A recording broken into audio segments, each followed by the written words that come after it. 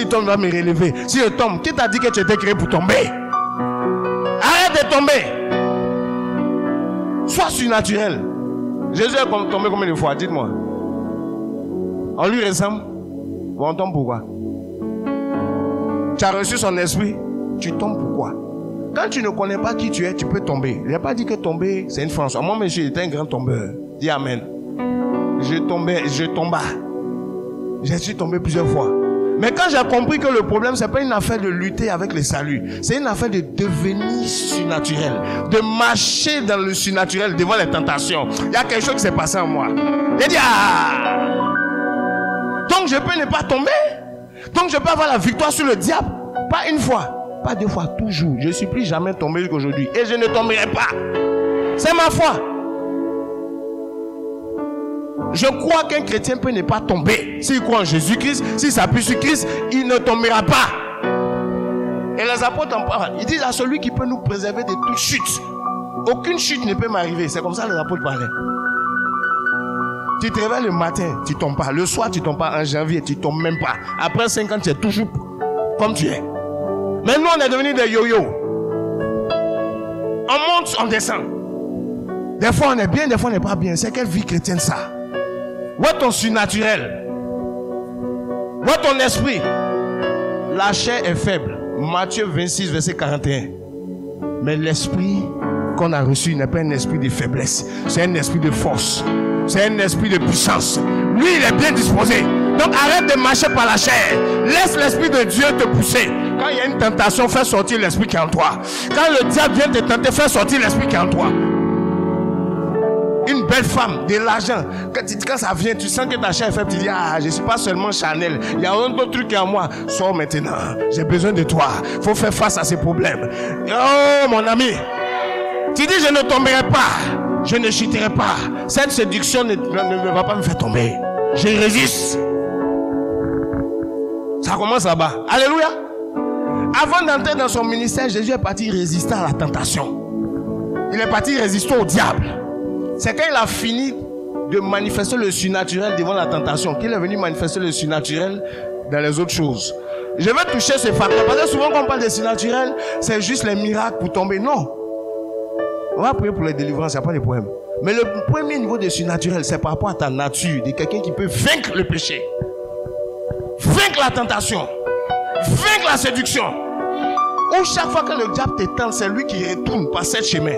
Il est découragé de te tenter, déçu, parce que chaque fois il a la défaite. Moi je crois qu'on peut être des chrétiens comme ça. Quand le diable te regarde, il ne voit même pas par où il peut t'avoir. Parce qu'il y a un truc surnaturel qui est en toi qui fait que tu ne tombes pas. Chrétien, change de mentalité. Je suis en train de révolutionner ta marche chrétienne. Il y a quelque chose qui va bouger dans ton ventre là. Tu vas dire non, je me suis fait avoir. Chaque fois je tombe, je demande pardon. Et puis je me relève. Et puis je tombe. Pourquoi le même péché peut te faire tomber pendant 5 ans? Comment le même péché peut te faire tomber pendant 2 ans? Comment le même péché chaque fois arrive à te faire tomber? Pendant que la plus grande force est en toi. Où est ton Jésus? Il faut le manifester. Il faut le démontrer. Il faut aborder les choses autrement. Avant j'étais un grand tombeur, un chuteur. Les femmes me faisaient tomber. La malhonnêteté me faisait tomber. La cupidité, l'orgueil, l'arrogance. Et puis j'ai commencé à dire, mais Seigneur, tu parles de sanctification. Est-ce qu'on peut vraiment se sanctifier? Est-ce qu'on peut vraiment résister? Le Seigneur m'a dit, il m'a dit, ta faiblesse n'est pas une excuse pour tes chutes. Parce que face à ta faiblesse, moi je t'ai donné quelque chose. C'est surnaturel, c'est mon esprit. Ne vis pas ta tentation seul, vis ça avec le Saint-Esprit. Si tu tombes, c'est un miracle que tu sois tombé. Est-ce que vous me comprenez? Tant que moi je m'appuie sur le Saint-Esprit, je ne tomberai jamais. Est-ce que vous me comprenez?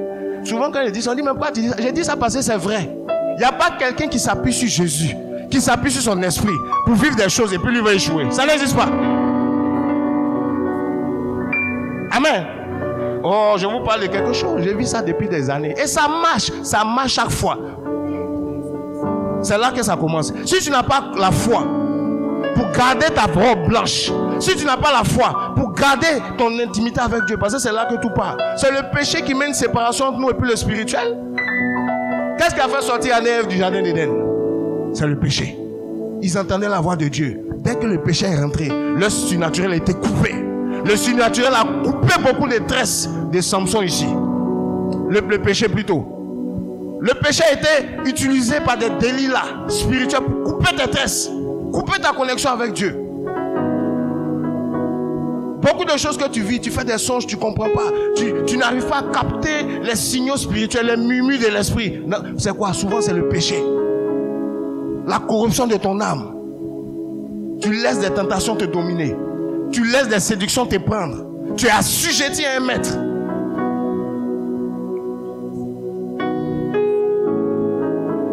Et ça te chasse de la présence de Dieu. Qu'est-ce qu'Adam a vécu? Ils étaient dans la présence de Dieu. Quand ils sont tombés dans les péchés, eux-mêmes, ils ne pouvaient plus supporter ça. Mais je veux te dire, le spirituel se manifeste déjà par rapport à la tentation, à ta foi, à tenir dans les voies de Dieu. Ne minimise pas ça et puis tu vas aller chercher des délivrances ou des percées pour ton travail. Est-ce que vous comprenez ce que je dis? Le problème qu'Adam a eu dans le jardin d'Éden, c'est pas qu'il ne travaillait pas, hein. Il avait son travail, il avait ses biens. C'est pas ça qui était son problème. Je vais vous dire quelque chose. Que tu travailles ou pas, c'est pas ça d'abord l'enjeu. Beaucoup de gens pensent que le diable est là pour les empêcher de travailler. Tu peux même travailler. C'est quand tu travailles même qu'il peut mieux même agir dans ta vie.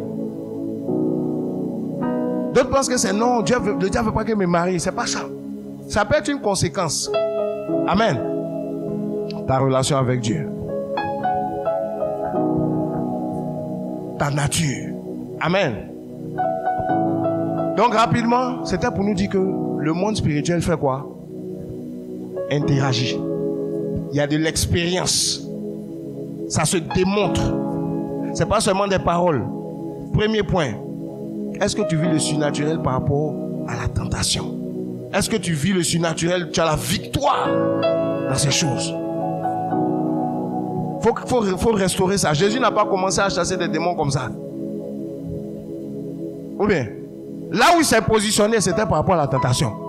Quand il a gagné le terrain de la tentation surnaturellement, là maintenant, il est rentré dans autre chose. C'est le chemin. Il est le chemin. Tu ne peux pas quitter de ta nouvelle naissance sans conquérir le terrain surnaturel de la tentation. Et puis toi, tu prophétises dans l'église. Et tu sais Dieu, tu chantes à la chorale. Tu t'amuses. Amen. Toi, tu fais des offrandes. Tu vis dans l'impudicité. Tu fais des offrandes. Tu as un poulet qui est déjà mort sur le marché. C'est la marmite qu'on va faire pour me faire la sauce. Ça, on ne sait pas. C'est tout. Sinon, certainement qu'on va te consommer sur le terrain. C'est déjà clair. Amen. La personne qui va acheter le poulet là, c'est lui, on ne connaît pas. Sinon, c'est sûr que tu seras vendu. C'est ce que je veux dire. Ta vie de sainteté, ta nature vis-à-vis du péché, c'est la première des choses que tu dois chercher à acquérir dans le surnaturel. Amen. Dieu nous a donné la force pour ça. Quand tu ne sais pas, il n'y a pas de souci. Dieu, je ne dis pas que Dieu est un bourreau, non. Mais Dieu va s'intéresser à ce domaine-là en premier. Il y en a beaucoup qui ont des talents, mais comme ils n'ont pas conquis ce domaine dans le surnaturel, ils sont bloqués, ils tournent en rond. Il y a des esprits qui te ligotent la nuit. Tu es là. Quand tu fais le rêve, tu as toujours le dessous.